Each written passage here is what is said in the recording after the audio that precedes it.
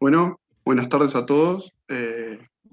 Nosotros somos el FPE y organizamos siempre un ciclo, todos los años básicamente organizamos siempre charlas académicas, un ciclo. Este año justamente estamos haciendo un ciclo de 4 charlas, donde el lunes ya fue la primera. Se habló de las vacunas que hay sobre el COVID y bueno, ya está en YouTube. Pueden entrar en el buscador, ponen FPAM y tal, les aparece la charla. Y bueno, la charla de hoy va a tratar sobre mitos y verdades de la enfermedad COVID-19 y va a estar a cargo la disertante, la profesora, va a ser la disertante, la profesora agregada de la cátedra de enfermedades infecciosas, la doctora Zaida Arteta, a la cual agradecemos que se tome el tiempo de dar la charla y para todos nosotros. Y bueno, y cuando quieras ya puedes arrancar.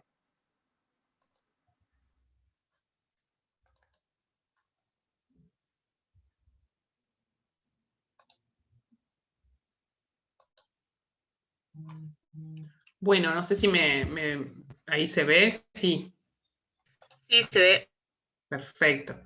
Bueno, primero que nada, agradecerles la posibilidad de hacer esta charla y bueno, y de tener este encuentro, en realidad. Recuerdo que en marzo del año pasado tuvimos un encuentro similar, que fue en el piso 19 del Hospital de Clínicas, porque ahí en ese momento, yo puse algunas diapositivas de ese momento, en ese momento no teníamos casos en Uruguay aún de COVID, entonces me acuerdo que hicimos la charla en el hospital y bueno, y había muchísima gente aglomerada, que fue una de las últimas veces que tuvimos esa presencialidad así de entre tantas personas. Y bueno, y como ustedes entenderán, es un tema enorme, ¿no? Para el cual se han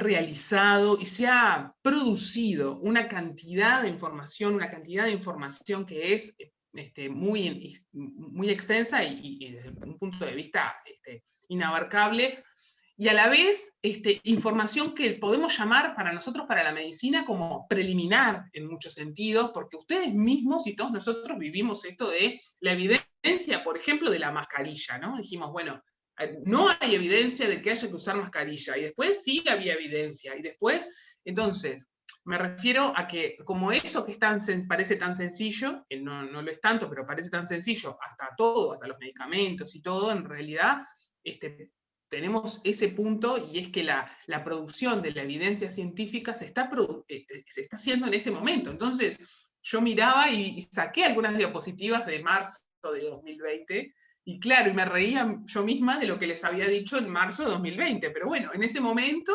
era lo que estaba bien decir por la evidencia y por el conocimiento que teníamos en ese momento.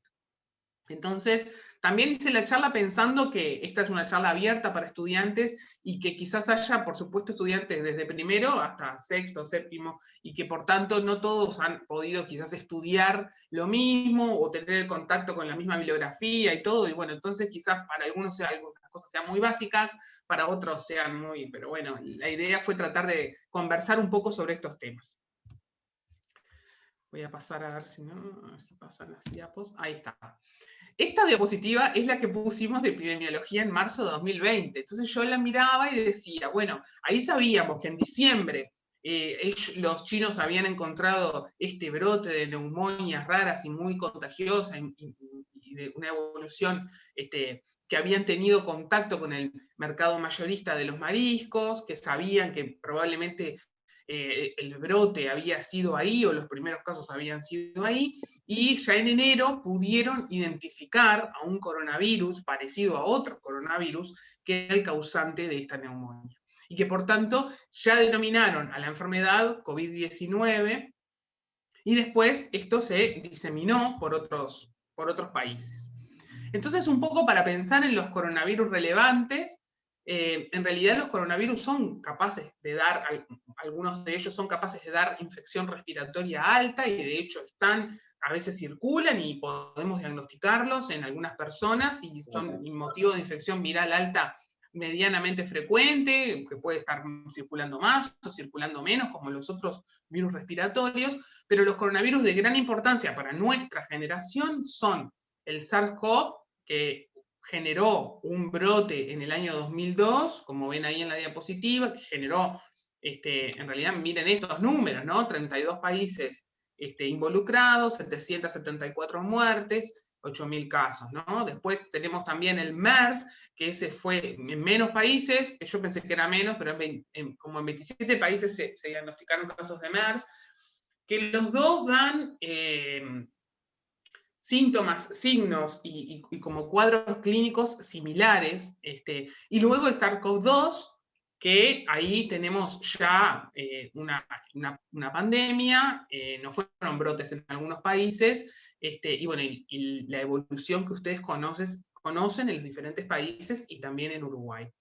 Pero lo que quería decirles es que al inicio y hasta aún ahora, muchas del conocimiento, de las decisiones que se toman y todo esto, para SARS-CoV-2 y para COVID, están basadas un poco en MERS y en SARS, porque bueno, son como dos ensayos que hubo en la humanidad, vamos a decir, de coronavirus similares, que no son exactamente iguales. MERS tiene mayor mortalidad, miren esto, ¿no? En 2.500 casos hubo 900 muertes, entonces es un virus que tiene como una mayor gravedad ya de entrada que COVID-19. Esta diapositiva también es de marzo del 2020, que muestra dónde estaban distribuidos los diagnósticos en ese momento, y bueno, eran en China, por supuesto, los globitos representan la cantidad de personas infectadas, en China y también en Europa, ¿no? Entonces nosotros en ese momento decíamos, esto está diseminado en Europa, falta muy poquito para que existan casos en Uruguay, y de hecho faltaban 2 días, porque eso era marzo 11 cuando nos reunimos el año pasado. Este es un mapa, el mapa con los datos de Uruguay, de ayer, en realidad, o de hoy, a ver, entre ayer, sí, son los datos entre hoy, pero son los datos de ayer, que todos tenemos acceso a estos números, que muestran la cantidad de test que se realizaron, también en total, ¿no? Casi 2 millones de test de SARS-CoV-2 en Uruguay, todas las personas que cursaron en total la enfermedad, que ya está llegando a unas 200.000, las 25.000 que en este momento están cursando la enfermedad, y el número de muertes que son 3.250. Y estas son gráficas que están tomadas del GIAD, del Grupo Universitario de Análisis de Datos, que están libres en Internet y que es un grupo que está formado básicamente por docentes de todas las facultades. No sé si ustedes lo han podido tomar contacto con ellos, que vienen desde el día 1 de la pandemia publicando, al igual que el Poder Ejecutivo, que el Gobierno, que el Ministerio de Salud, que publica los datos en páginas oficiales. Esta es una página que está más vinculada a la Universidad de la República, que publica datos desde ese momento, desde el principio, y que muestra lo que todos sabemos, ¿no? Que tuvimos durante el año 2020 prácticamente un número muy, muy bajito de casos, que en el mes de noviembre, octubre-noviembre, fue que empezó a haber un aumento del número de casos, y que ya en diciembre empezó como lo que llamamos la primera ola en Uruguay, porque no había olas anteriores, en realidad había habido muy poquitos casos, y ahora esta situación en la que estamos, de 2.500 casos por día, y con el ascenso exponencial, y esta fase que le podemos llamar como de meseta, pero de meseta que tenemos 2.500 casos por día. Acá mostramos, bueno, el número de casos, las personas fallecidas, y el número de pacientes que ingresan al CTI, que ustedes ven que son curvas muy similares, ¿no? Porque, como vamos a ver ahora, hay un porcentaje siempre de los casos que ingresan al CTI, un porcentaje que también fallecen, y por tanto esas curvas en general van como paralelas.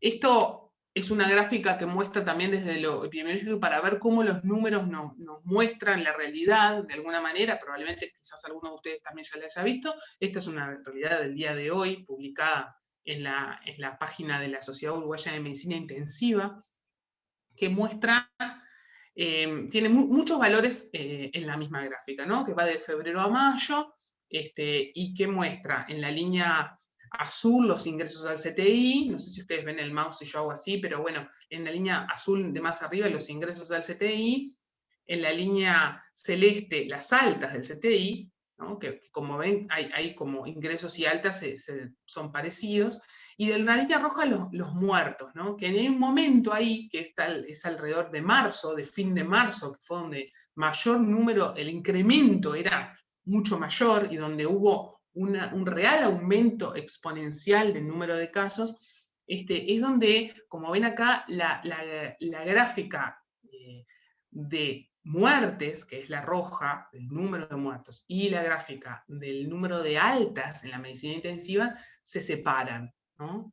Se separan, y entonces quiere decir que probablemente acá haya un problema de la utilización de las camas, ¿no? Donde en realidad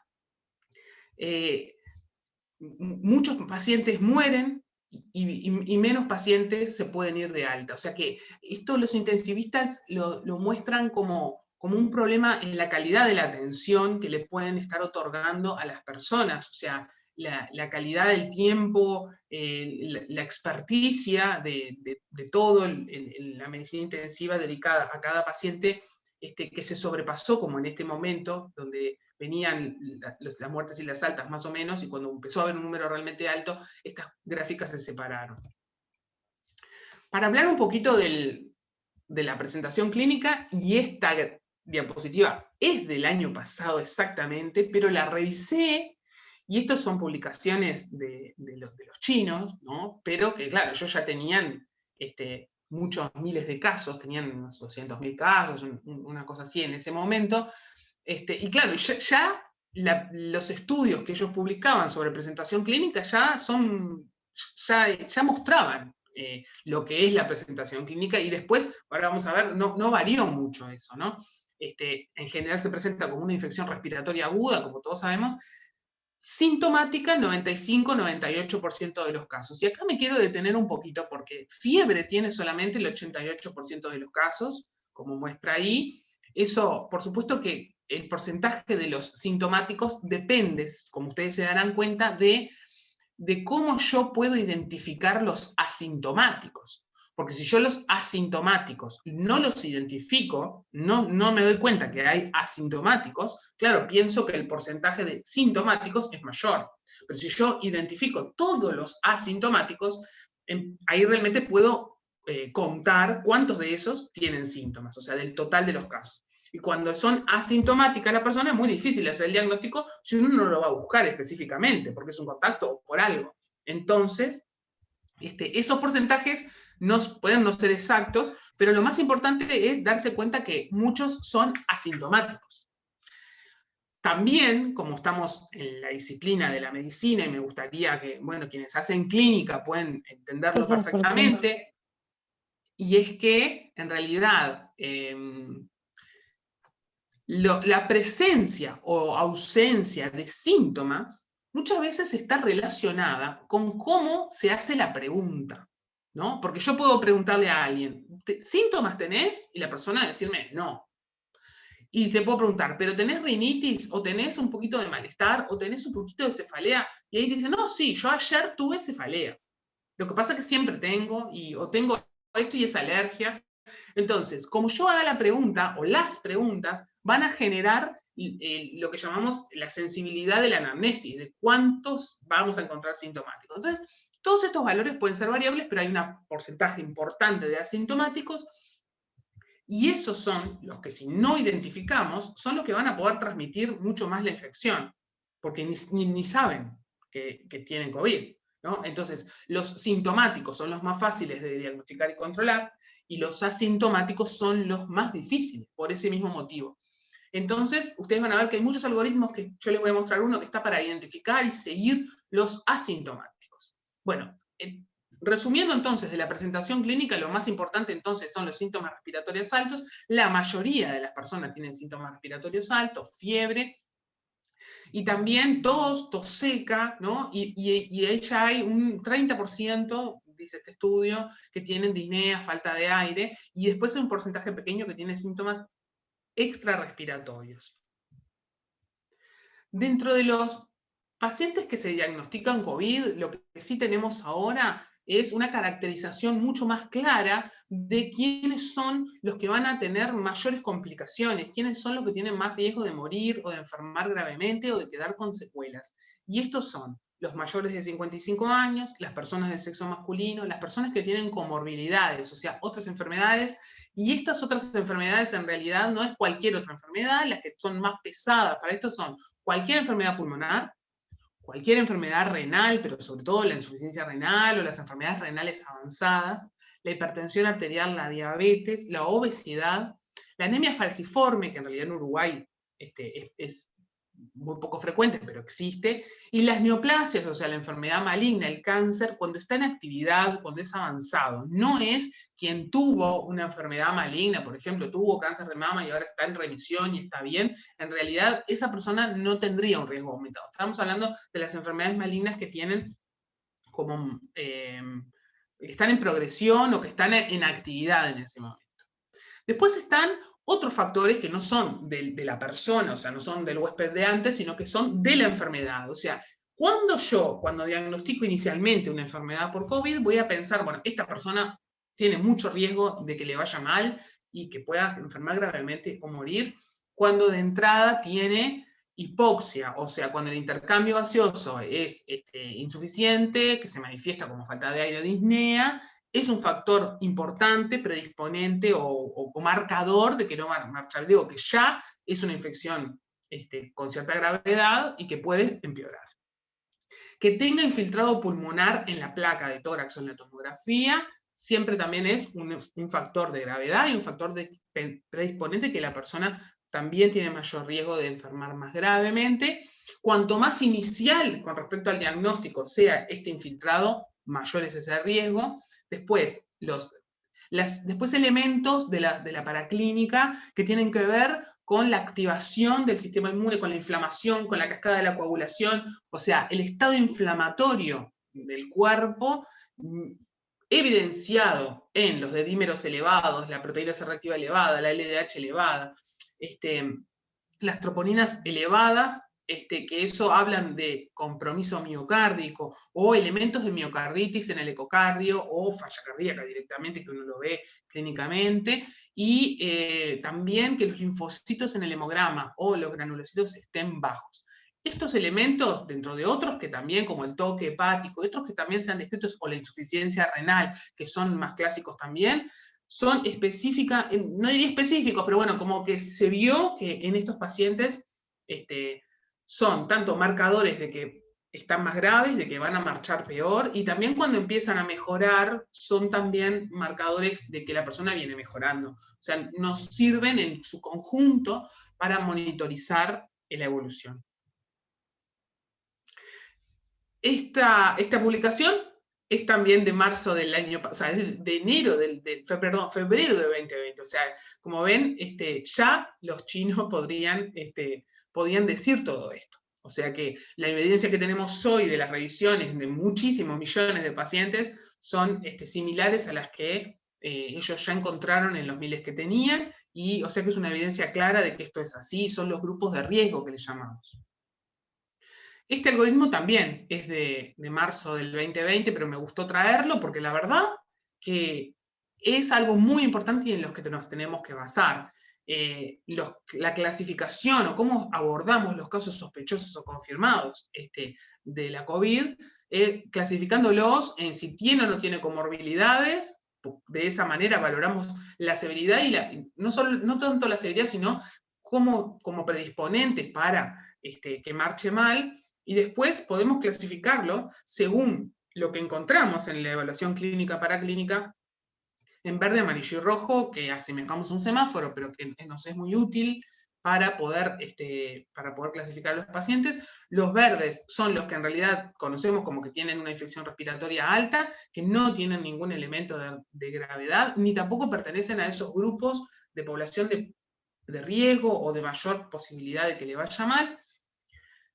El amarillo es el que tiene presencia de alguno de ellos y en realidad el rojo es el que tiene ya una gravedad explícita, ¿verdad? El amarillo, por ejemplo, puede ser el que tiene insuficiencia respiratoria o que tiene varias comorbilidades o una sola comorbilidad, y el rojo cuando tiene ya una disfunción grave que necesita cuidados intensivos en el momento. De ahí es donde vamos a sacar la resolución de a dónde vamos a llevar los pacientes, ¿no? Tanto si estamos en una consulta telefónica, como si estamos en una emergencia, como si es una consulta en policlínica, o si es un vecino, no importa. En realidad uno tiene que usar este esquema para poder decir no, aconsejar y decir no, esto es lo que tenemos que hacer con esta persona para que sea tratada de la mejor manera. Y una vez que hacemos eso, tenemos que confirmar o descartar la enfermedad. Esto que les voy a mostrar ahora está sacado de esta revisión que me pareció interesante porque es corta y resume un poco la evidencia que hay hasta ahora sobre los test diagnósticos. Ustedes saben que, en primer lugar, para poder hacer el diagnóstico tenemos que tomar una muestra representativa de donde está en general el virus a la mano, vamos a decir, o con posibilidades. Entonces, el lugar donde se vio que hay mayor rendimiento es en la nasofaringe, que como ven ahí, donde la persona está hisopando a otra persona, es ahí, ¿no? En la faringe posterior, alta o media, también podría ser. Entonces el hisopado puede ser nasofaringio, orofaringio, pero se hace con un hisopo que en realidad es un cepillito, no es un hisopo de algodón, sino que tiene como pelitos duros, en realidad bastante duros algunos de ellos, que lo que hacen es raspar y sacar células, en realidad células que estén infectadas y que tengan muchas proteínas del virus o ácidos nucleicos, según lo que queramos buscar después, pero tenemos que encontrar las células con el virus adentro, en células epiteliales, ¿no? Entonces, la técnica para poder hacerlo es como se muestra ahí. Hay varios videos en internet donde ustedes pueden mirar cómo se hace, porque esta muestra se puede sacar también para otros virus. Si bien hay estudios que evaluaron la posibilidad de hacerlo sobre un hisopado nasal, o sea, de la nariz, de la parte anterior, o un exudado faringio, hisopado solo faringio en realidad, o de saliva, o de un aspirado. Hay distintas muestras que se pueden usar, pero en realidad la muestra para la cual estamos más acostumbrados y que ha dado mayor rendimiento es el hisopado nasofaringio en nuestro país. También se puede hacer orofaringio, pero en general en nuestro país se hace nasofaringio. Y se mete el hisopo en las dos narinas o en una sola, y se toma una muestra. Se pueden tomar dos hisopos, un solo hisopo. Todas esas variaciones es según cómo se estandarice en cada prestador, en cada laboratorio, pero en realidad es eso, ¿no? Se pone en un tubo que tiene suero estéril y eso se lleva al laboratorio para analizar. Y entonces, ¿cuáles son los dos grandes grupos de técnicas por las cuales podemos analizar ese hisopado y poder llegar al diagnóstico o a descartar el diagnóstico? La primera es la biología molecular y es la PCR, que es la técnica que ustedes se acuerdan que en marzo del 2020 teníamos muy poquitas en Uruguay, porque era una técnica que se compraba en el exterior, que se traía de otros lados, de marcas comerciales, que se hace esta técnica de forma estandarizada, y teníamos muy poquitas, y fue lo que desarrolló la Facultad de Ciencias con el Instituto Pasteur, unos kits nacionales en base a distintas muestras, que permitió tener cierta autonomía en un momento donde en el mundo era muy difícil comprar esto porque estaban los embarques frenados, todo el mundo estaba requiriendo estas técnicas, o sea, no llegaban a Uruguay, que es un país chiquito y que no tiene ningún peso económico para poder tenerlo. Entonces, lo que busca la PCR son, en general, 3 o más genes del virus que codifican para el nucleocápside de la envoltura de la proteína Spike, que son en realidad de la estructura viral, y también en otras regiones, pero son pruebas que tienen alta sensibilidad y especificidad. Eso quiere decir que en general cuando dan positivo estamos frente a un caso de COVID, o sea, eso quiere decir que tiene alta especificidad, no se equivoca en eso, y que cuando da negativo, en realidad lo más probable es que la persona sea negativo. Si bien no es 100%, ni la sensibilidad ni la especificidad, o sea que estas técnicas, porque por un problema de toma de la muestra, yo justo no junté la cantidad suficiente de células con los ácidos nucleicos del virus como para meter en el aparato o para hacer la técnica manual, y no voy a tener un resultado positivo, y sin embargo la persona igual tiene COVID. O sea que no son infalibles, pero son las técnicas que podríamos decir que son más sensibles y específicas para hacer este diagnóstico. Tan es así que cuando las personas están con síntomas que parecen COVID y la técnica da negativa, lo que hacemos es repetirla para ver si no hubo un problema en eso, ¿no? En la toma de la muestra, en el procesamiento, etc. Porque en este momento en Uruguay la alta sospecha nos hace pensar que debe ser COVID, y a veces, más que no creerle a la clínica del paciente, no le creemos a la técnica del laboratorio y pensamos que puede haber habido un error. O sea que no son infalibles, aunque son las mejores desde ese punto de vista. Existen plataformas automatizadas donde las personas tienen que hacer poca manipulación con las muestras. Eso tiene la ventaja de que está muy bien estandarizada, o sea que un aparato siempre va a poner la misma cantidad, no se va a equivocar, etc. Y las personas a veces al hacer muchas muestras se pueden equivocar, entonces esto se puede hacer manual o está automatizado, y hay técnicas de extracción del ARN automatizado, de procesamiento de la PCR también, de más automatizado, más robótica, y otra más manual. De todas esas se hacen en nuestro medio. El tema de estas técnicas es que si bien cada determinación no es algo muy caro, cada una, en realidad tiene un coste elevado. ¿Se acuerdan que les mostré en la primera diapositiva que hicimos 2 millones de esto en Uruguay, ¿no? Entonces, si bien creo que eran unos, depende del lugar, pero yo qué sé, de 11 a 40 dólares cada determinación. En realidad, vos dices, bueno, no es tan caro una determinación, pero en realidad cuando uno lo tiene que hacer de forma masiva para poder hacer muchos diagnósticos, se transforma en algo costoso, y que también lleva un tiempo de realización que nunca es menor a 6 horas, 8 horas, y entonces es difícil, salvo algunos aparatos que lo hacen muy rápido, pero que procesan de a una muestra, no todas estas juntas, entonces es algo costoso. La otra técnica es lo que ustedes habrán escuchado, habrán leído, que se llama test rápido o test antigénico. Rápido es porque se hace en unos minutos, como otros test rápidos que existen, como el test PAC, cuando queremos buscar estreptococos en la garganta, o es una especie de eso, ¿no? Similar. Lo que busca estos test rápidos son proteínas virales, en general de la envoltura, y la sensibilidad es variable. Cuando uno va a los artículos científicos, encuentra que la sensibilidad para estos test va desde 30 a 80, 90%. O sea, la capacidad de captar un positivo dentro de los positivos. O sea, que ya de pique puede haber que yo estoy haciendo una técnica que la mitad no me los capta con esta técnica. Tiene una sensibilidad variable. Lo que sí tiene es una especificidad alta. O sea, una vez que la técnica es positiva, yo estoy segura de que eso es COVID. Entonces me sirve mucho para poder confirmar el diagnóstico. O sea, cuando es positivo, ya está. No preciso hacer más nada. Pero cuando es negativo, me sigue quedando la duda. Me queda una duda mayor que con la PCR. ¿Será negativo? ¿No? Entonces tengo que entrar en otro algoritmo y pensar qué otra cosa puedo hacer. La sensibilidad, y la especificidad también, pero sobre todo la sensibilidad, aumenta más cuando la enfermedad es aguda, o sea, los primeros días, y muy sintomática, ¿no? Entonces, los que tienen síntomas respiratorios, tengo mayor sensibilidad y tengo menor número de falsos negativos. O sea que es muy útil en esa situación.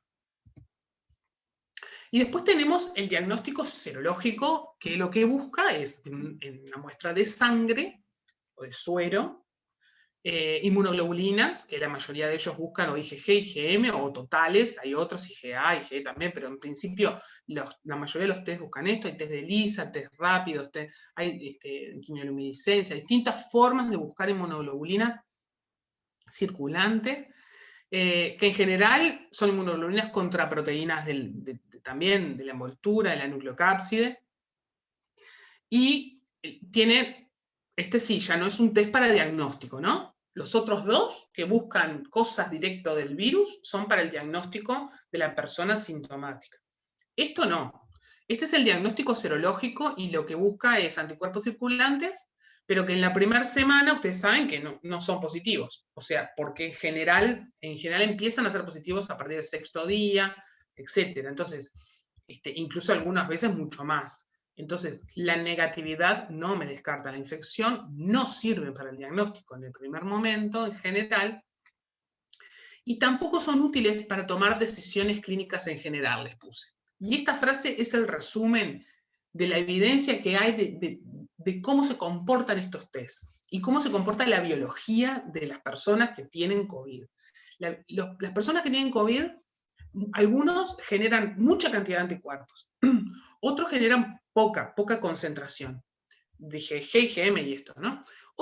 Algunos empiezan al 6º día ya a tener, al 14, 16 días, 17, 18, 20 tienen un máximo, después empieza a bajar. Algunos les duran 3 meses los anticuerpos, algunos les duran 6 meses. Esa variabilidad es la biológica de cada individuo. Y después tengo la variabilidad del test. Cada tipo de test, que hay muchos tipos de test que buscan inmunoglobulinas, tiene su capacidad de encontrar tal concentración. Entonces, si uno cruza la variabilidad biológica de las personas, post-COVID, ¿no? O durante COVID, más la variabilidad de los test, es incierto el resultado. O sea, es muy difícil poder decir, sobre todo cuando un test serológico es negativo, que la persona no tuvo COVID, o que la persona no está teniendo COVID, porque muchas veces depende de eso, de la técnica o de la cantidad de anticuerpos circulantes que tiene esa persona, que no va a ser igual que otra persona. Entonces, no son útiles, no se ha encontrado todavía una utilidad en la clínica, más allá de casos puntuales. Porque sí es verdad que en algún caso puntual donde yo tengo muchas dudas, como les decía, y me siguen dando negativos los test, pero para mí bueno, capaz le hago los test anticuerpos, son positivos, bueno, pienso que apoya, ¿me entienden? Pero ya entra en la complejidad de un paciente, o sí también son muy útiles para hacer lo que se han hecho, y quizás ustedes han participado y pueden seguir participando, lo que llamamos estudios serológicos, encuestas serológicas, ¿no? Es decir, bueno, de una población, yo tengo toda esta cantidad de test que dieron positivos y cuáles no, y puedo decir, bueno, tanta población es positiva. O cuando voy a utilizar el suero hiperinmune como tratamiento, también puedo decir, bueno, tiene esta cantidad de anticuerpos, y entonces voy a poder usar este suero para esta otra persona que le va a servir. No es útil, o por lo menos hasta donde yo encuentro en la literatura y eso, como para tomar decisiones de, por ejemplo, la persona se vacuna y después se hace un test de anticuerpos y piensa, bueno, si me da bajito o me da negativo, entonces no tengo defensas, entonces la vacuna no sirvió. Porque las vacunas no solamente generan inmunoglobulinas, también generan otros tipos de compuestos e inmunidad celular que no la mido con la IgG y la IgM específica para una proteína determinada del virus. ¿Se entiende esto? O sea que no tener post vacuna la IgG y la IgM no quiere decir que no estoy protegido para la enfermedad grave, bueno, para lo que les habrá contado Victoria que protegen las vacunas. Por lo tanto, el rol de los anticuerpos es algo que no tenemos todavía establecido bien para qué lo vamos a usar o para qué se puede usar en los pacientes concretamente. Esto es del Ministerio de Salud y es de estos días, de la semana pasada, y me gustaba ponérselos porque, bueno, está colgado en la web, pero para que veamos que para el Ministerio de Salud, y esto es por supuesto absolutamente correcto, caso confirmado es una persona con resultado positivo para la detección de virus de SARS-CoV-2 mediante una prueba de PCR real time, antígeno o LAMP, que son unas pruebas rápidas también de PCR, u otros que puedan ser aprobados después. Pero básicamente es eso, ¿no? Y contacto es toda persona que haya estado en contacto estrecho a menos de 2 metros durante un total acumulado de 15 minutos o más en las últimas, o en 24 horas, o sea que yo puedo estar 5 en un día y vale lo mismo que estar 15 minutos, con un caso confirmado en las 48 horas previas, desde las 48 horas previas. Esto medio que yo creo que lo sabemos, pero todas esas personas tienen indicación de testeo, tanto los sintomáticos, ¿no?, como los asintomáticos. Esto es como capaz que medio complicado, está en la página web de la Cátedra de Enfermedades Infecciosas, pero a mí me parece que es algo muy importante y es un algoritmo de actuación frente a los contactos. Porque tenemos claro qué hacer con los casos. Por supuesto, las personas que tienen síntomas, ninguna debería andar en la calle, ninguna debería ir a trabajar. Los síntomas, por más mínimos que sean los síntomas, por más que la persona esté vacunada, por más que todo eso, si la persona tiene síntomas, rinorrea, cefalea, un poquito de fiebre, mialgia, lo que hablamos hoy, tiene que hisoparse para SARS-CoV-2, porque puede tener COVID leve y desestimar los síntomas. Después tenemos, tenemos que llegar al diagnóstico. Después tenemos lo que muestra esta diapositiva, que capaz que no se ve muy bien, pero la vamos a ir un poquito analizando, pero el concepto general es que las personas asintomáticas, ¿no? Que son contacto de una persona sintomática, tienen que ser estudiados porque son las personas que son capaces de dispersar el virus, mucho más que los sintomáticos. Porque hoy los sintomáticos, si uno está con tos, con fiebre, con mocos, etcétera, la verdad, es muy raro encontrar personas en una clase, en el trabajo, esa situación, porque ya sabemos todos que transmite COVID, ¿no? Pero el problema son los asintomáticos, quienes desestiman eso.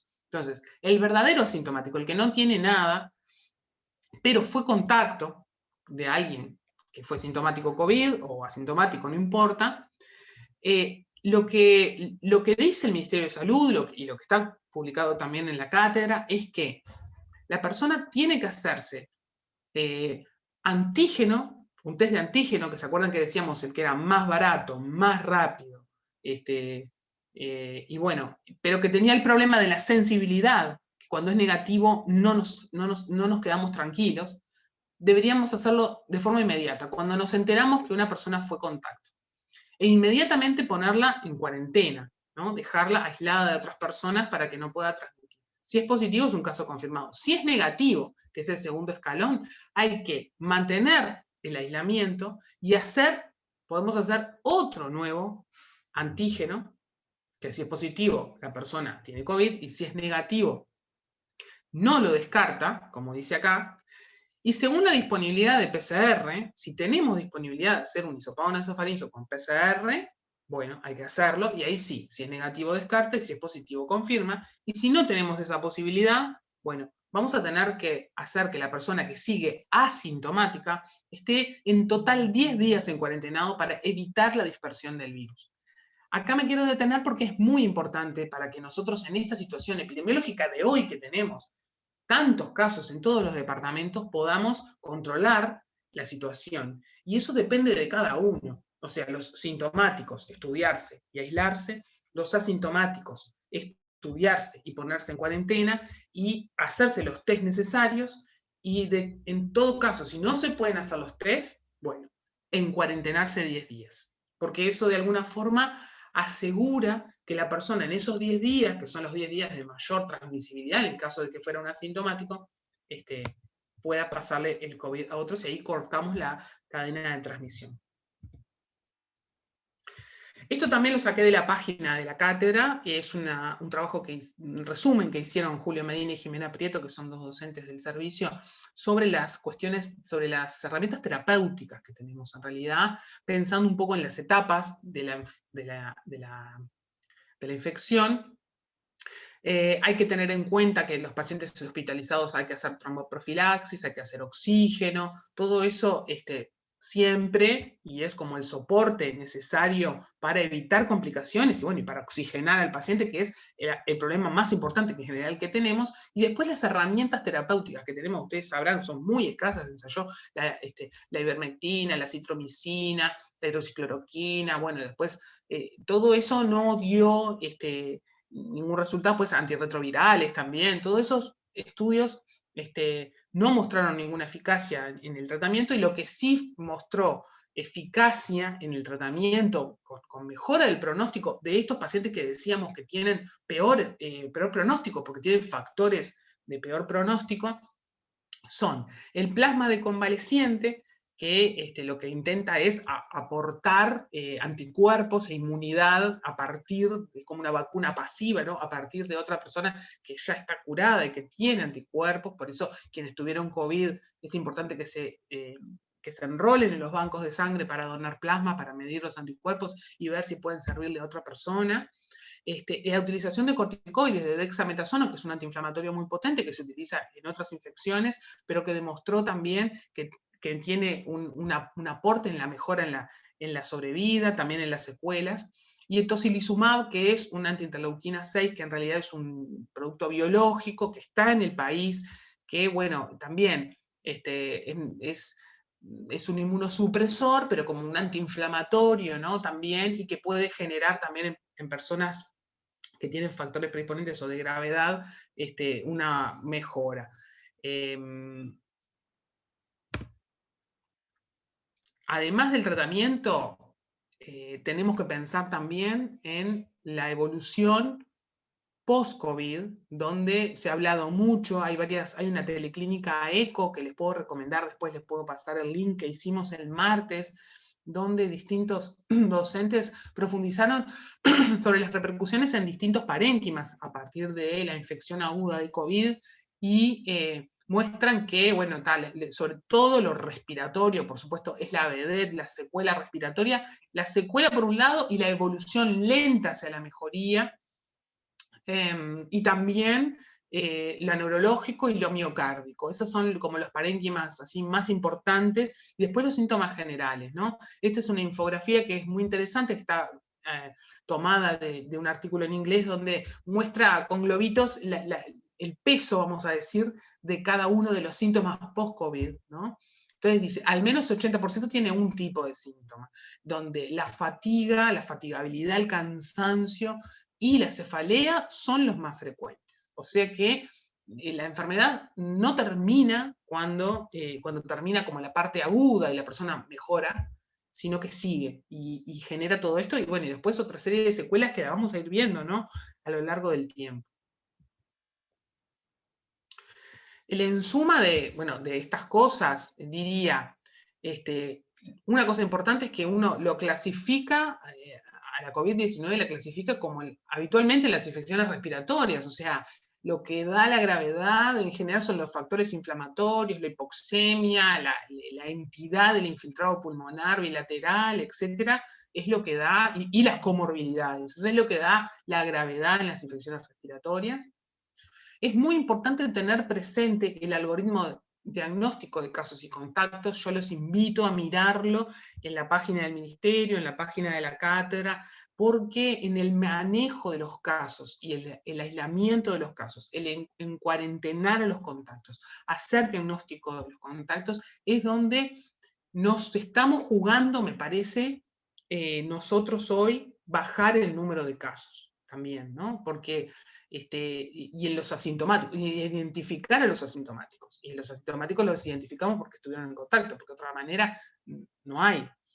Tener un especial énfasis en las comorbilidades, en mayores de 65 años, factores de mala evolución, pensar que esas personas se tienen que vacunar, estimular a todas las personas a vacunarse, pero especialmente estos grupos, si conocen a alguien que por algún motivo tenga alguna duda, esto bueno, está más relacionado con lo que les hablaba Victoria el otro día, pero bueno, me parece que es muy importante ese. Y después el manejo terapéutico, teniendo en cuenta de qué cosas hay evidencia, que es esto último que les mostré, pero que en realidad no son muchas las herramientas terapéuticas, más bien ninguna. Es el oxígeno, los corticoides, el plasma de convaleciente y el tocilizumab, lo que hoy tenemos para hacer, y bueno, y realmente que no son muchas. Entonces es muy importante bueno, la prevención y bajar el número de casos. Y por último, estas diapositivas son de marzo de 2020, y les saqué una foto. Creo que hay una cosa muy importante, y es que nosotros como trabajadores de la salud, como ustedes como estudiantes de medicina, tienen que poder aprender, y esto se puede hacer mediante videos, porque hay varios, nosotros tenemos en la página, pero hay muchos, hay un curso de la OPS que es muy lindo y unas infografías, etc. ¿Cómo es que nos podemos colocar y retirar el equipo de protección personal. Esto es algo que vino para quedarse, o sea que es muy importante, y pensando también en la presencialidad, posiblemente quienes estén en las áreas clínicas van a tener, en algún momento vamos a tener que retomar la presencialidad. Ese retomar de la presencialidad requiere de que todos y cada uno de nosotros sepamos esto que les decía, los algoritmos, si yo me considero contacto, si no me considero contacto, qué tengo que hacer, qué no tengo que hacer, con precisión. Lo mismo que ponerse y sacarse el equipo de protección personal para cada situación, porque no es siempre el mismo. Hay unos que llevan una cosa, otros que llevan otra.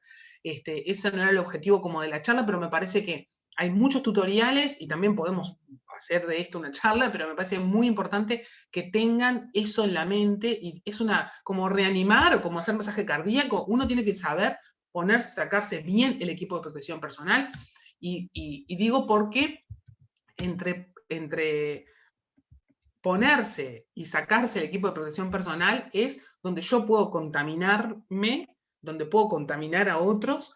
Si creo que es algo banal, si creo que es fácil, el que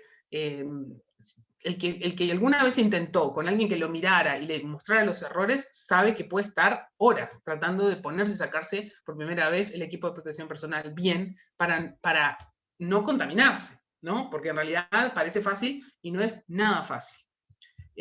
Bueno, no sé si me extendí mucho, creo que no, pero disculpen si me extendí mucho, pero traté de hacerlo lo más resumido posible. No, Estoy abierta a preguntas o a lo que quieran. muchas gracias, Aida, estuvo muy buena la presentación. Bueno, y ahora sí, eso mismo, queríamos abrir el espacio para hacer las preguntas. Hay unas en el chat, pero ya vamos a aprovechar, si Victoria está con la mano levantada, capaz que pregunte y después leo la del chat. O si mismo lo del chat quieren preguntarlas, que lo hagan. ¿Sí? Hola, ¿qué tal, Victoria. Zaida? No sé en realidad si sabrás contestar mi duda, porque es como un mito o algo que he escuchado que se dice y me gustaría saber si es verdad. Es respecto a cómo se cuentan las muertes por COVID, porque hay pacientes que ingresan, capaz que ingresan por otras patologías y que fallecen teniendo COVID y además por otro motivo, o a la vez que tienen COVID tienen otra enfermedad, cáncer o cualquier otra. Y quería saber cómo se le considera en números de estadística, digamos, a esa persona, si se la considera como muerte por COVID y se le asigna ese número, o si es tipo por su patología previa que haya tenido. En general, el certificado de defunción tiene esa disquisición, vamos a decir, siempre, ¿no? O sea, tiene la causa directa de fallecimiento y otras patologías predisponentes. Eso siempre, el certificado de defunción es así. O sea, no es que uno tenga que poner una causa, uno puede poner, yo qué sé, puede poner, no sé, arritmia grave, que muere, y abajo infarto, y abajo cardiopatía isquémica, ¿no? Como que la persona murió por una arritmia, pero en realidad estaba internado por un infarto, y además, en realidad tiene una cardiopatía de antes. Entonces, eso se clasifica de esa manera. Con respecto a COVID, hay una situación muy clara que es, por ejemplo, hay un paciente que salió en la prensa, ¿no? Que fue internado en el CTI, murió por un balazo, ¿no? Que fue asaltado, creo, o algo así, murió, le hicieron un hisopado y tenía COVID. Ese paciente no es una muerte por COVID. Por más que en un momento dijeron y eso, pero en realidad, lo que yo sé, porque no me encargo exactamente de eso, es que primero se toma lo que los médicos creen que por lo que murió ese paciente. O sea, si ingresa por infección respiratoria, ¿no? Y bueno, y además tiene otra patología, y la infección respiratoria agrava la otra patología, pero esa infección respiratoria es una infección respiratoria, cualquiera sea, la causa de la muerte es la infección respiratoria, ¿no? Si fue lo que agravó y lo que llevó a la muerte. Eso se resuelve por el equipo tratante y se firma en el certificado. Después hay una cosa que tiene el ministerio, que eso se llama comité de muertes o de fallecidos, o auditoría de fallecidos, no sé exactamente, pero nuestro profesor está, y el doctor Albornoz también, yo sé, o sea que ellos analizan las muertes. Esas que son dudosas las analizan. Con esto quiero decir, yo estoy segura de que no se están contando miles de muertes que no son por COVID, ¿no? Lo que se está contando como COVID es COVID. puede haber un error, pero como en todo, no es que groseramente estén contando otras muertes. Son personas que ingresan por COVID, que tienen insuficiencia respiratoria, que terminan en la UCI, en la CTI mucho tiempo, algunos de ellos y otros no, pero que descompensa una patología de base, sí, pero que si no hubiera tenido COVID la persona no moría y que entonces se entiende como la causa de la muerte. Eso es complejo no solo por COVID, muchas veces es difícil para cualquier patología. Si la persona tiene varias cosas, bueno, ¿qué fue lo que lo llevó a la muerte? Y bueno, la suma, ¿no? Porque es la suma, en realidad, si uno piensa es la suma, donde si cada factor no hubiera estado, quizás la persona no hubiera muerto. Lo que pasa es que hay factores que son propios, o sea, la edad no la podemos modificar, o sea, uno no puede decir, no murió por COVID, murió porque tenía 90 años. Bueno, sí, pero si no tenía COVID, capaz no moría. Entonces, entiendo la pregunta, es difícil, pero se está contando como se cuentan siempre las muertes. Cuando digo por tuberculosis, ¿no? Hay muertos por tuberculosis en Uruguay. Estoy hablando de una persona que no sé si tiene patologías previas, puede tener o no, la mayoría de las veces sí, una inmunodepresión, algo, ¿no? Que tiene una enfermedad pulmonar que yo trato, etcétera, pero que muchas veces no logro salvar a la persona y la persona muere. Esa es una muerte por tuberculosis. No digo, no, bueno, lo que pasa es que además tenía VIH. Sí, pero lo que lo llevó a la muerte, ¿qué es? La tuberculosis. ¿Me explico? O sea que eso se cuenta como siempre, no cambió eso. Bárbaro, sí, entendí. Era por eso, por ejemplo, como el ejemplo que tuviste de un accidente o una persona No, que eso sí, fallece por eso un no arma, es. eso no se cuenta. Eso Quedó salió en claro. la prensa, pero no esa, no, eso no se cuenta así. No sé en qué habrá terminado ese caso, pero si va al ministerio después no lo van a poner, obviamente. Esa es una muerte con COVID, no por COVID.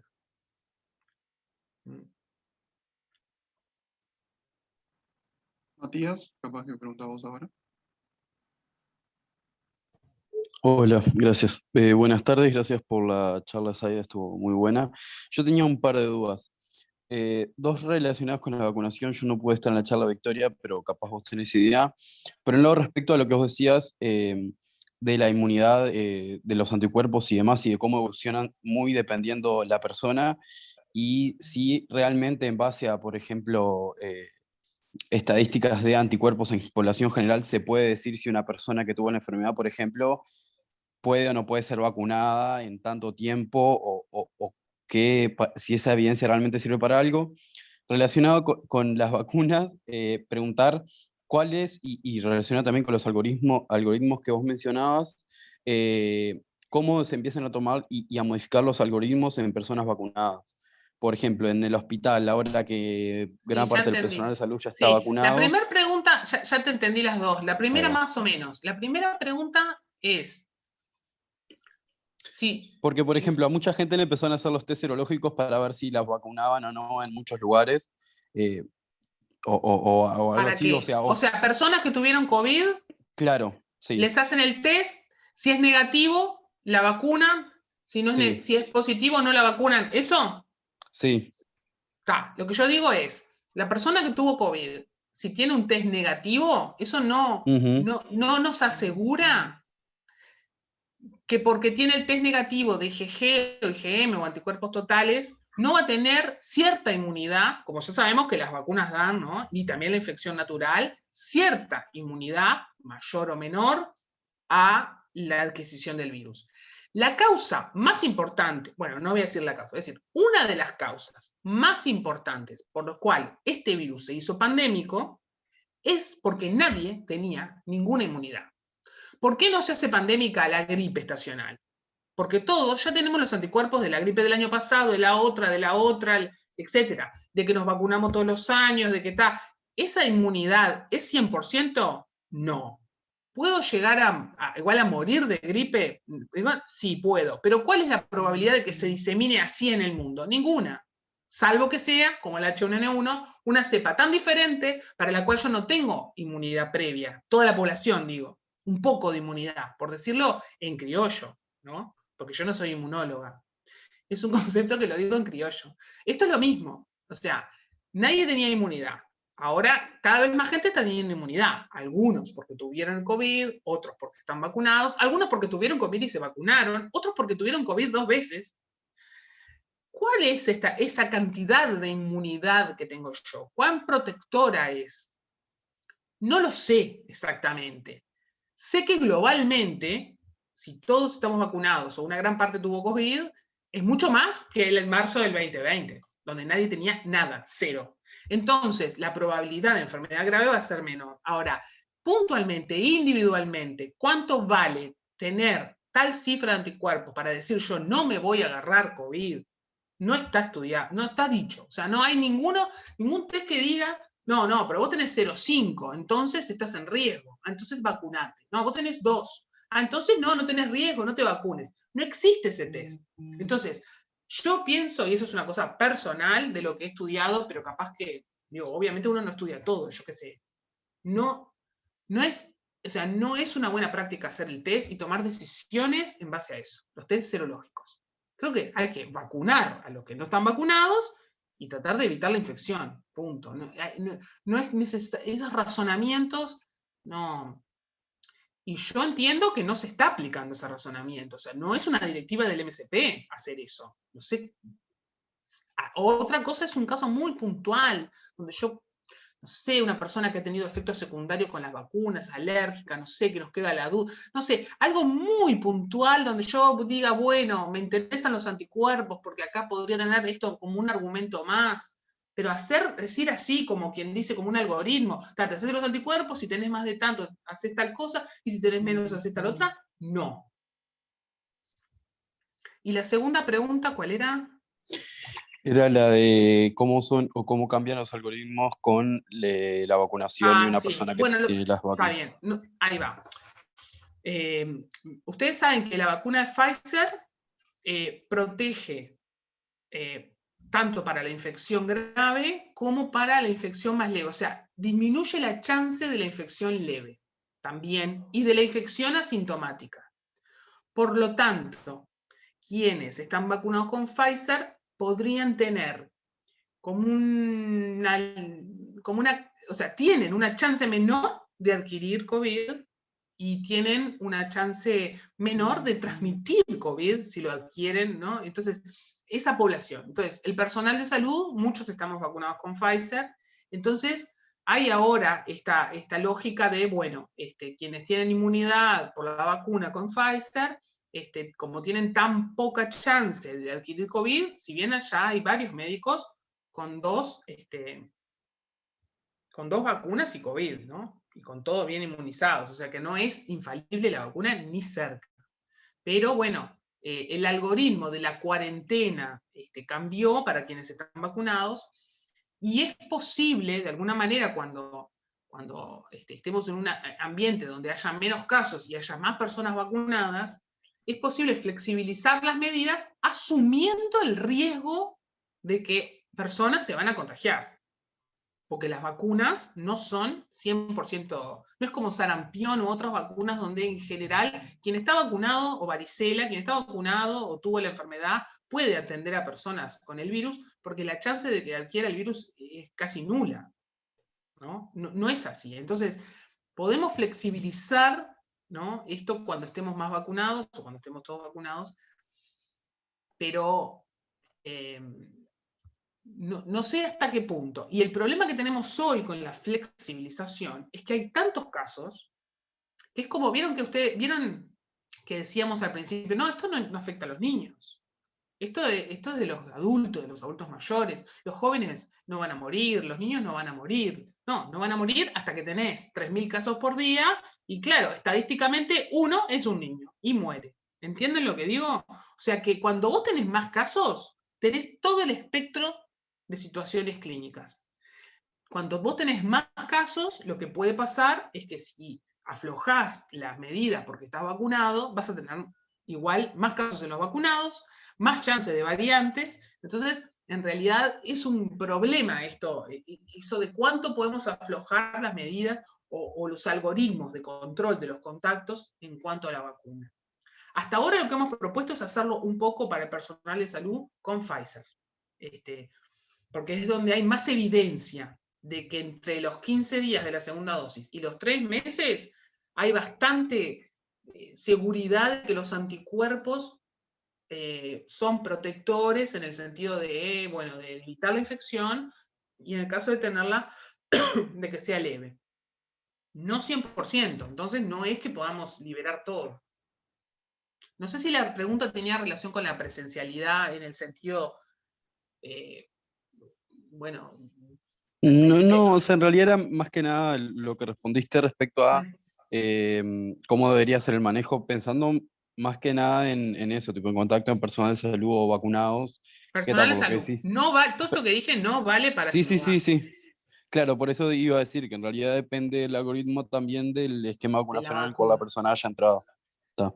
Y una, tipo nada, respecto a la ivermectina que vos mencionabas, que en realidad se hicieron ensayos, en general todos como que descartaron la posibilidad de tener algún beneficio o dejaron la puerta abierta a poder seguir haciendo algún ensayo de otro tipo como para algo o está como cerrado eso. No, no sé si están haciendo más. Yo hasta lo último que revisé no había ningún beneficio y por lo tanto no se siguieron, como varios otros, ¿no? La citromicina, la opinavir, la ivermectina, la hidroxicloroquina, hubo resultados diversos y bueno, y no cuajaron para el lado de que tuviera beneficio. No. Gracias. Acá en el chat, en el transcurso de la exposición, preguntaban por qué las mujeres embarazadas que no podían donar plasma. Y si habían tenido COVID positivo, ¿dónde se podía ir? ¿A dónde se podía ir dónde se podía obtener información para saber a dónde ir para donarlo? Para donar es en los bancos de sangre. En los bancos de sangre, en el Banco Nacional de Sangre, si entras en la página del ministerio está, creo que es en 2 o 3 lugares. Las embarazadas, no es por nada en particular, es porque, primero porque la embarazada tiene un estado de entre comillas, depresión o se llama como tolerancia hacia antígenos ajenos, ¿no? Porque está embarazada y justamente tiene un bebé que no es genéticamente igual y que puede tener proteínas y cosas. Entonces, el estado inmunitario de la embarazada es particular por el embarazo.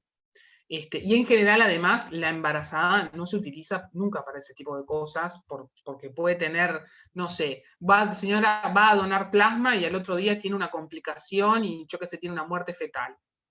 ¿Quién le saca de la cabeza que es porque donó? O sea, ¿entienden? No, las embarazadas en general no se utilizan para ningún procedimiento que no sea cuidar a la embarazada. Porque pueden pasar cosas y bueno, y después empiezan a quedar dudas y todo.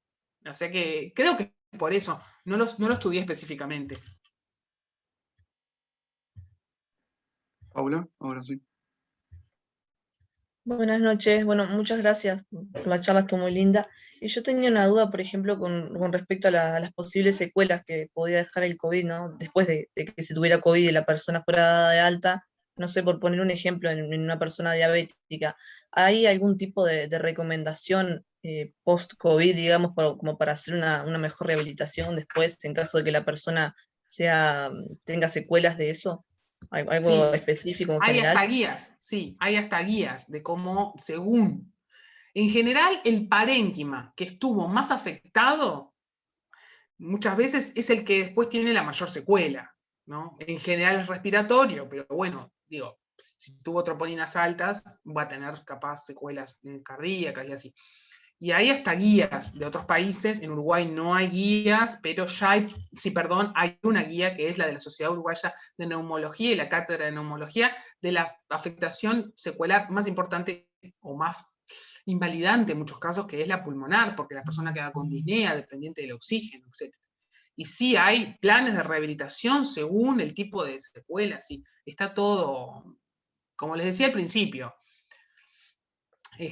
no cerrado, pero bueno, de todo eso se puede encontrar, sí. Hay unas guías españolas que están muy lindas que hablan de todas las secuelas. Que se las Dale, puedo pasar muchas también. gracias. Tuve un error yo al leer el chat. La anterior era ¿por qué una mujer que estuvo embarazada después no puede donar plasma? Que haya entendido. Bueno, eso debe tener que ver con esto que yo digo de los antígenos, porque la mujer embarazada se puede inmunizar para algún grupo sanguíneo, puede tener, me parece que tiene que ver con eso. No lo sé exactamente. Pero sí, claro, donar plasma. Sergio, bueno. Hola, buenas tardes. Muy linda la charla. Quería saber qué tanta certeza hay con la propaganda que da el gobierno ahora, que si hay un grupo de personas donde están todas vacunadas y ya pasaron los 14 días, pueden estar sin tapaboca. O sea, ¿qué certezas tenemos de que no se pueda llegar a descontrolar por ese mismo motivo de que todavía podemos llegar a contagiarnos?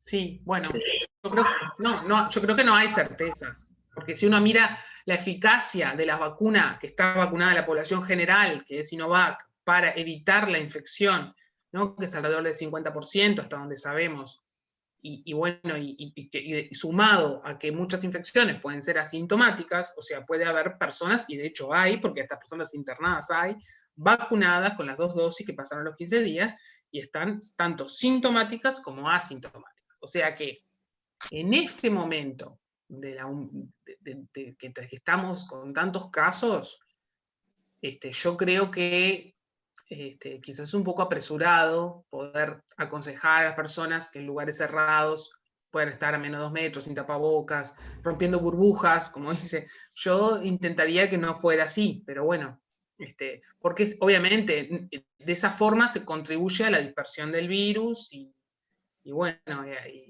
y a las variantes y a todo eso, sí.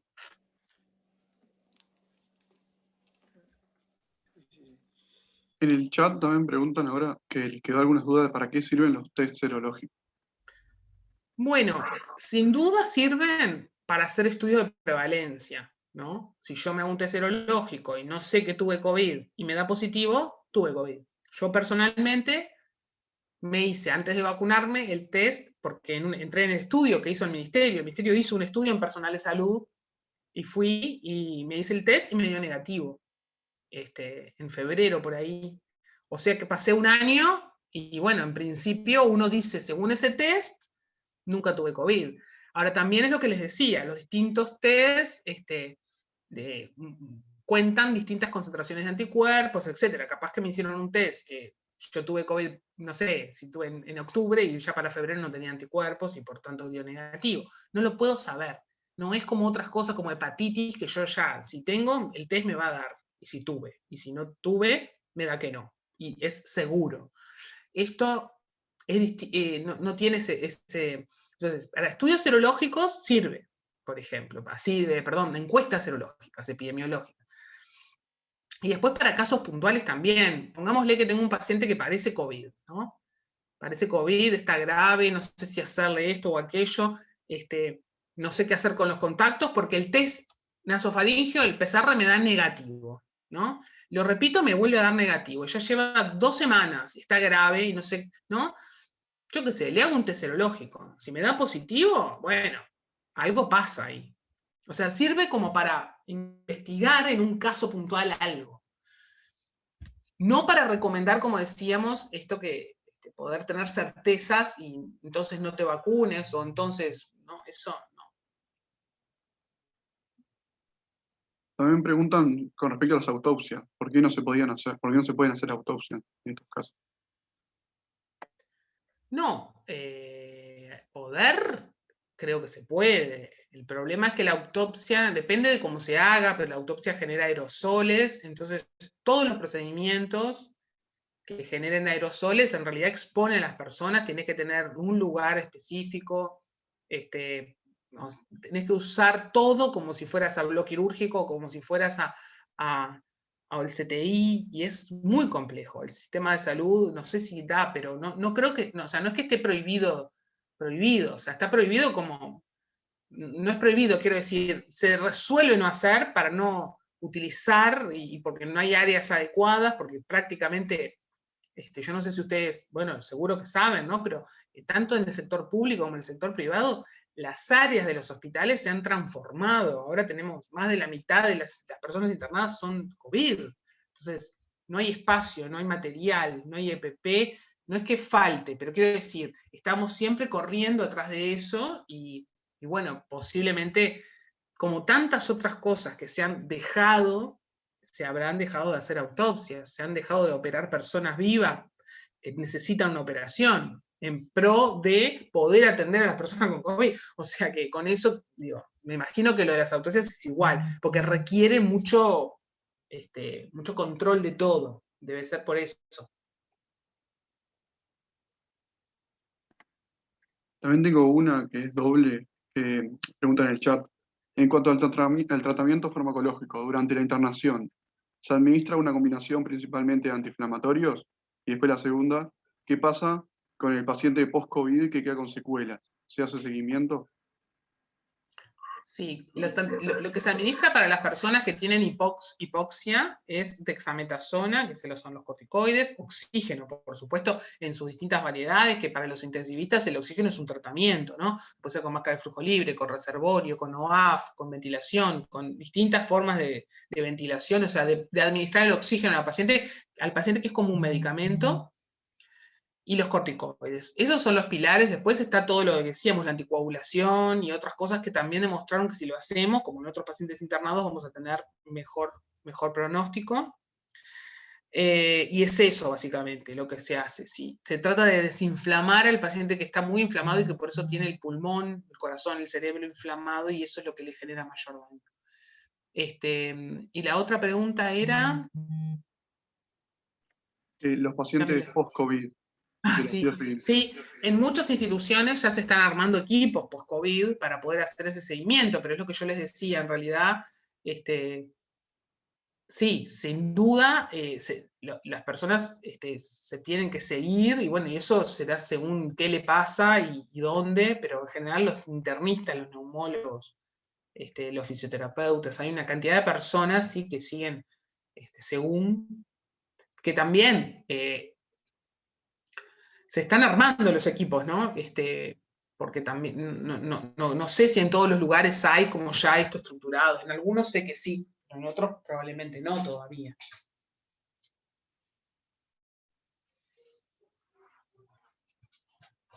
Me preguntaron al privado también, por eso capaz que no la leen, pero dice, con respecto a la capacidad de mutación del virus y el seguimiento de nuevas variables, en la población vacunada es menor la capacidad de mutación del virus, si es que contraen el mismo. No creo que sea menor la capacidad, creo que lo que da capacidad es la circulación. O sea, lo que más está relacionado es la mayor circulación. Entonces, al estar cada vez personas, entre las personas vacunadas, sin duda hay menor circulación. Igual hay, pero hay menor. Y bueno, entonces, pero no es que le baje la capacidad de generar variantes. O sea, porque las variantes se generan en la multiplicación es la circulación. No es la vacuna en general, pero bueno.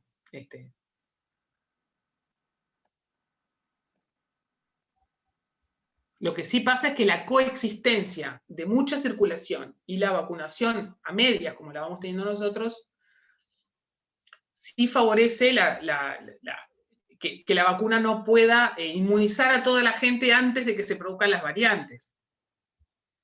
La circulación es la alta circulación es lo que provoca las variantes. O sea, posibilita las variantes, vamos a decir. ¿No?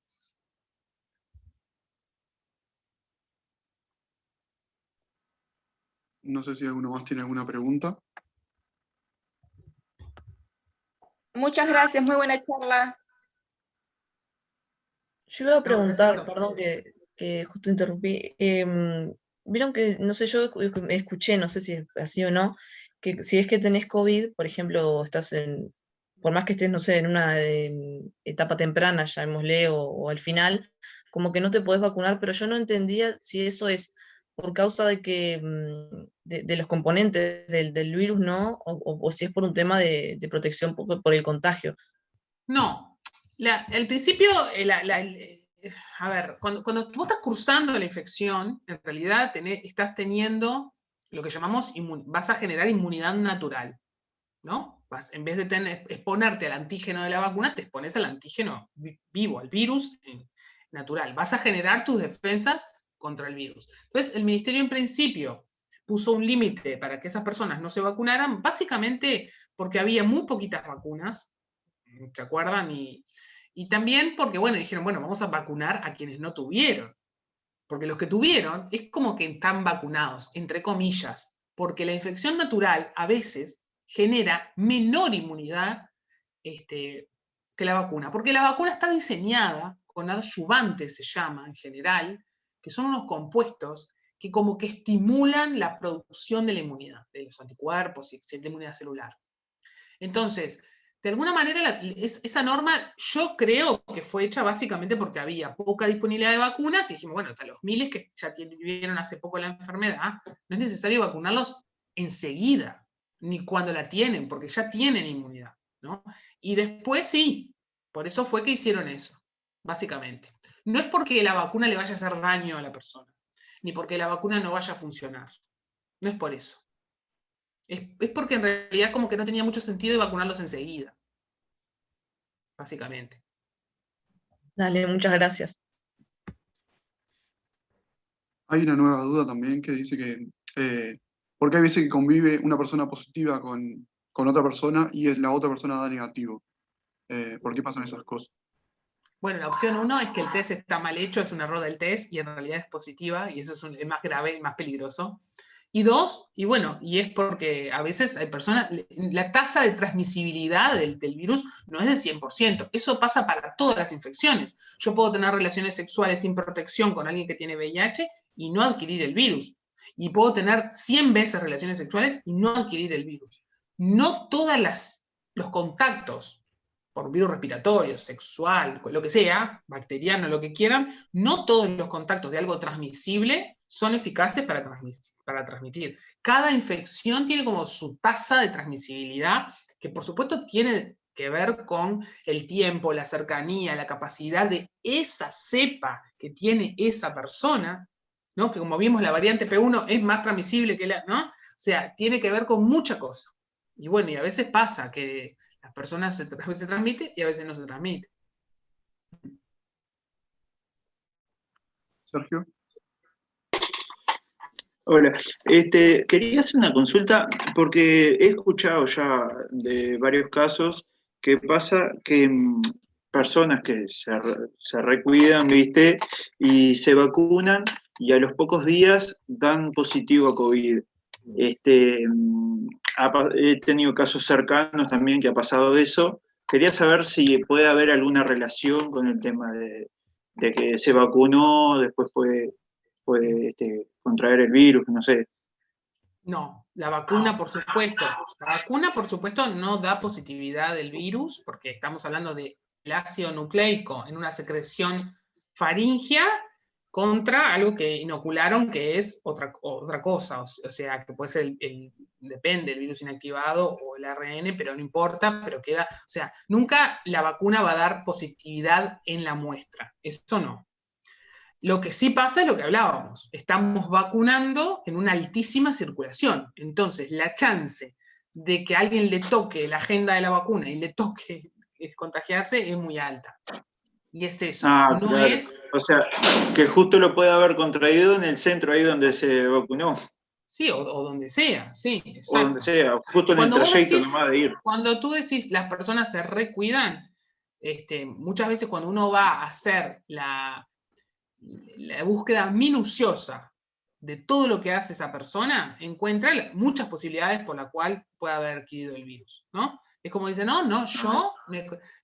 pero siempre hay situaciones en las cuales puede haber adquirido el virus. No es necesario hacer una fiesta, un asado con los amigos y decir, no estuve en un asado, entonces, no, hay otras situaciones de la vida cotidiana que también pueden ser que la persona adquiera el virus, ¿no? Sobre todo desde asintomáticos, etcétera. Entonces, claro, sí. Claro, no, asumimos que fulano es negativo y estoy con fulano en mi burbuja, sí, capaz tenés ahí, están todos positivos y son todos asintomáticos. O sea, lo que quiero decir es que no es por la vacuna. Seguramente adquirió el virus de alguna manera en la vida cotidiana. Claro, gracias. Bueno, ya no hay más preguntas, creo. Así que, bueno, por nuestra parte, agradecer a todos los que vinieron y, bueno, agradecerte a vos, Aida, también, que no es la primera vez que te sumás, así que siempre estás dispuesta y eso es muy destacable. Tener profesores con esa calidad académica y como persona también, para aceptar venir a una charla y, bueno, y brindarnos los conocimientos que uno tiene para que, bueno, en este tiempo de pandemia hagamos una mejora colectiva de todos. Bueno, por eso también te queríamos agradecer a vos y a todos los que vinieron. Bueno, gracias a ustedes. Estuvo muy bueno, sí, la verdad. Nos vemos. Que pasen bien. Muchas Muchas gracias. gracias. Gracias. Chau, Muchas chau. gracias, que pasen bien.